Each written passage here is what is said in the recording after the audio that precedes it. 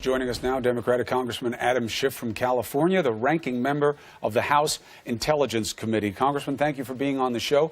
We put some harsh images in this because that's the reality. And that is what world leaders, including the United States, are choosing to largely ignore that's going on in Syria. Do you believe that this attack is a signal that it is time for the U.S. to be more involved? I think it's been time for the U.S. To take a stronger stand for quite some time. I was urging during the Obama administration that we establish safe zones and that we also look at exploring the need to ground Assad's aircraft if he kept on bombing his own people with chemical weapons. Now, there was a negotiated agreement for Syria to disarm those chemical weapons that was brokered by Russia. I think it's still time for this administration to tell Russia they need to get their client to stop dropping chemical bombs on people. And if Russia is unwilling to do it, then we're going to have to find a way to ground that air force, either ourselves or working with the Syrian people to ground that air force. But I don't think the world can sit idly by while this brutal dictator gasses his own people.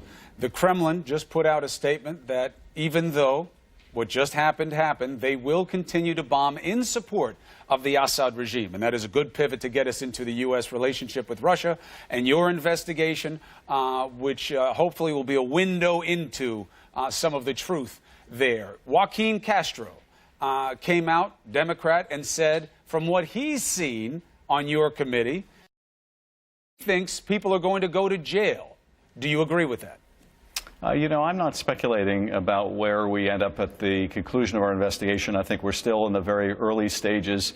I think our obligation is to follow the evidence wherever it leads and let the consequences fall as they will, depending on what we find.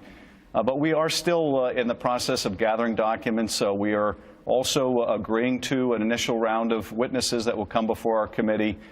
This is, I think, all we ought to say at this point in terms of any expected outcome. We did have a couple notable developments this week that have been discussed publicly.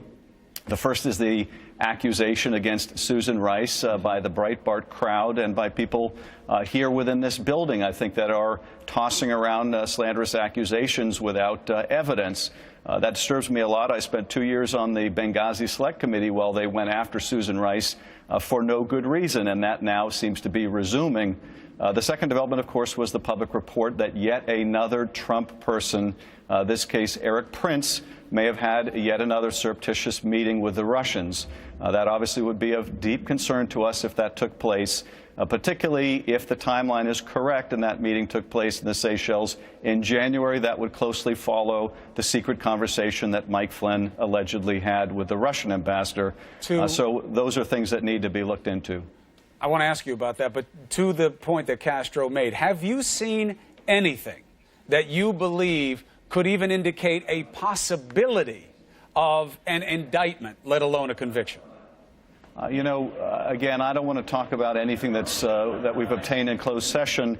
You know, the most I can say is obviously there are allegations now that Mike Flynn did not report the relationship he had with foreign powers, both Russia and Turkey.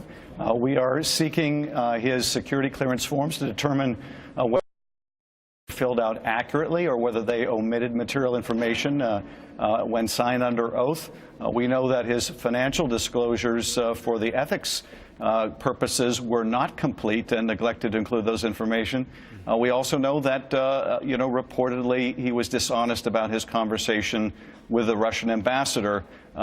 Clearly, he is asking for immunity. Clearly, the Justice Department has equities here. But all of that is in the public realm, and I'm confined to talking about what's in the public realm.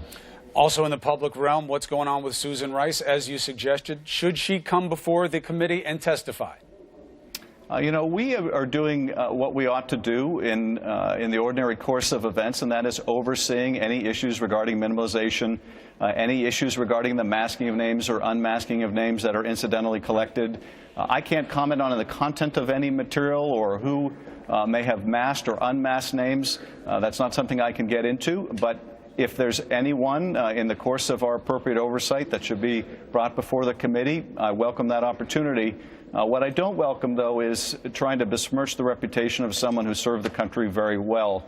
And I don't know what it is about Susan Rice that has always drawn the fascination and ire and suspicion and conspiracy theories of that Breitbart crowd, but they're at it again. And I think it's really a disservice to someone who is a very dedicated public servant. Well, but testifying doesn't have to be damning, right? It could be a point of clarification for her that might disempower anything that you're calling scandalous or slander of her or of her reputation. At a minimum, there is some objective basis for questioning on an apparent disconnect in what she said during her PBS interview and what she has said more recently. Her saying she didn't know what Nunes was talking about, that does warrant some type of further questioning, doesn't it? Well, first of all, what I'm taking issue with is people that are making the slanderous accusation that she was taking intelligence or politicizing it or urging the intelligence agencies somehow to surveil Donald Trump. I think that's nonsense, as she pointed out on Andrea Mitchell's program. You know, whether she has pertinent testimony or not, I can't say. You know, if she does, we'd be happy to have her come in. But at the same time, people that are saying that, you know, she's the typhoid Mary of national security, that's grossly irresponsible to say those kind of things, particularly people who aren't privy to any of the information. So it's deeply disturbing when I see that kind of accusation leveled. All right. So at this point, you don't know if Susan Rice is going to come before the committee? If she has pertinent testimony, I'm sure that she will be invited, as will others.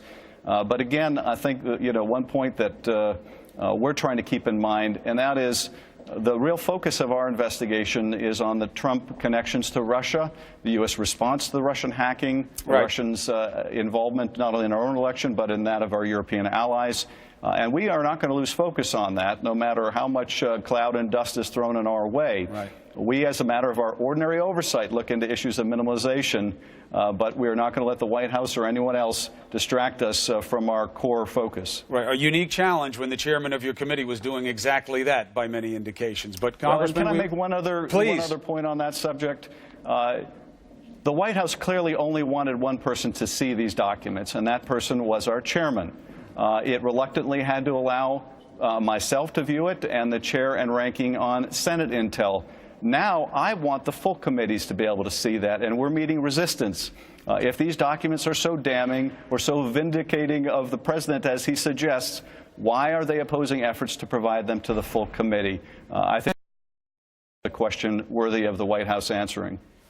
All right. Thank you very much for that, for Congressman. Please feel free to come on New Day.